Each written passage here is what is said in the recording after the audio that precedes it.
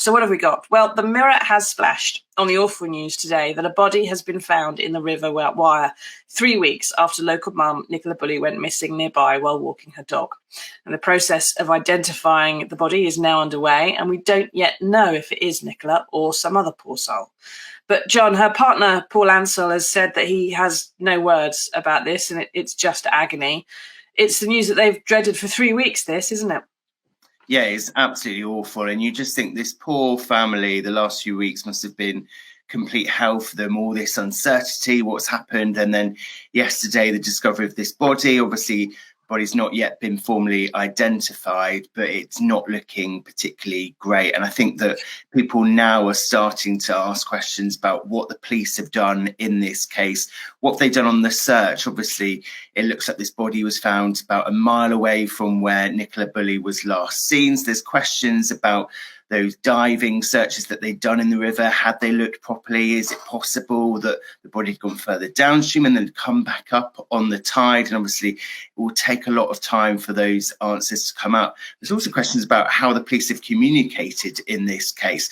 We know that on one level, it's been quite different. We've never had a case where we've had so many TikTok detectives, people just going out with their mobile phone.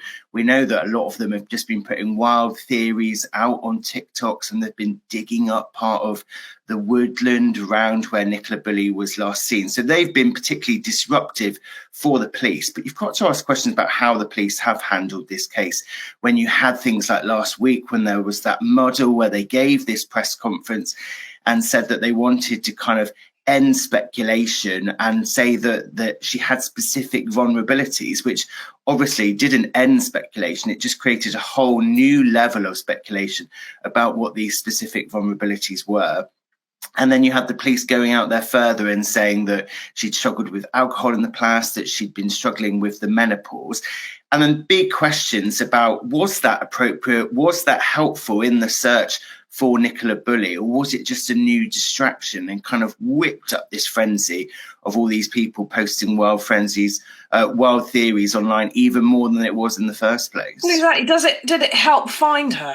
That's the question. If you say that someone's got alcohol problems or is struggling with the menopause, and there are many people who struggle with the menopause who don't end up in a river, but does that help anybody track her down? And if not, then why are you talking about it? Because that, you know, whether you're looking for a body or looking for a witness or looking for Nicola alive somewhere, then why would you say it? It doesn't help in whatever it is you're doing. Now get into the comments, everybody. Be within reason, please.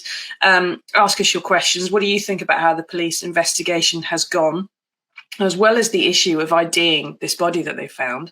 Pathologists are going to be trying to establish the cause of death. And unfortunately, as John mentioned there are a lot of internet ghouls already making things more difficult. For example, by breaching police barriers around the site where the body's been found, trying to get to the scene. It would appear just for clicks rather than for any decent, good, well-founded reason. And the net result is that if there is anything found by forensic specialists, any kind of evidence that could be there, that forensic specialists could find, whether it's footprints, whether it's signs that Nikki tried to get out of the river, things that would help in a future inquest, or even if there was a murder involved, the evidence will have been destroyed by these trespassers. Now, one of the questions people are already asking is how it's possible to miss this body for 3 weeks when the river's been combed by police, by a freelance underwater sonar crew we saw there in the clip, when the banks have been searched and gullies like the one this body was found in should also have been investigated.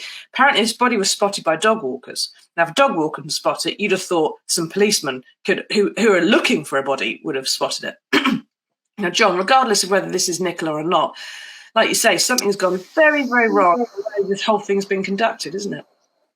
Oh, definitely. And, you know, it is hard for a local police force when you suddenly have all of this scrutiny. We haven't had so many of these cases in recent years where there has been a high profile missing person case. We know that if you're a local police force and you suddenly have all these hundreds of journalists descend on you, you're suddenly at the centre of the national news agenda and people are picking over every little bit of the operation. We know that that's quite difficult, but that is just what happens with big police investigations. That is something that is naturally going to happen. And in a case like this, where it just seemed such a mystery. No one really had a proper idea of what had happened.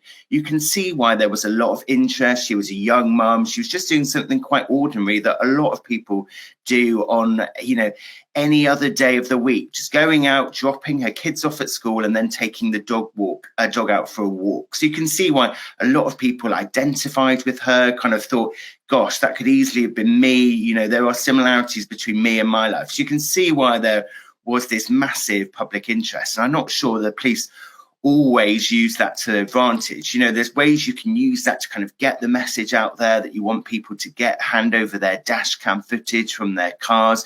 You want people to kind of rack their brains about, did they see anything unusual in the area? But I think sometimes the police just struggled to really work out what they wanted to communicate to the public and when. And then they left this vacuum where you've got people just coming up with this mad stuff on TikTok. And even on my TikTok feed this morning, I came across this video this guy had filmed where he was trying to get past the police cordon last night as they were looking at what they'd found. And you just think, gosh, this is just truly disgusting, really. And there's been people on the radio talking about how there were people with their phones trying to get pictures of the body being taken away from the river. And you just think, oh, some people have got...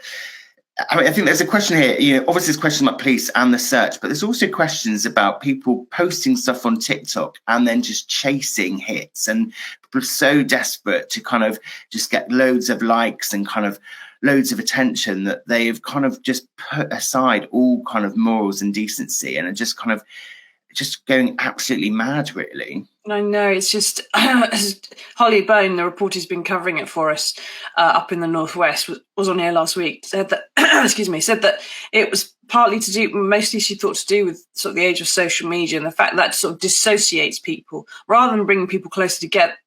Closer together in instances like this, it dissociates them from what's happening, and they just go to arm's length, and they think that it's almost not like the real human side of it just seems to get lost. Now, Zoe says, has the identity been confirmed? No, it hasn't, Zoe.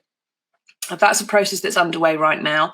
There'll be a number of different ways that they're going to try to confirm identity of the body that they've found. It could be Nikki, it could be someone else. We don't know. When they are trying to find that identity, they'll be taking DNA, they'll be using dental records, they'll be using, whatever clothes, if any of the body was found in, that sort of thing. And they'll also be trying to find the cause of death. And until everyone has kind of got that and knows what some of those answers are, all the speculation really... I'm going to have a drink of tea. Excuse me, I'm just getting over a lurgy. My throat's not really up to this. Until that speculation is over, we don't really know what the answers to those questions are. So our hearts go out to Nicola's family. And let's just hope that they can get these ID'd. And as Paul says there, lessons need to be learned all round after this tragic case, particularly, I think, by some of the people on TikTok, it would appear.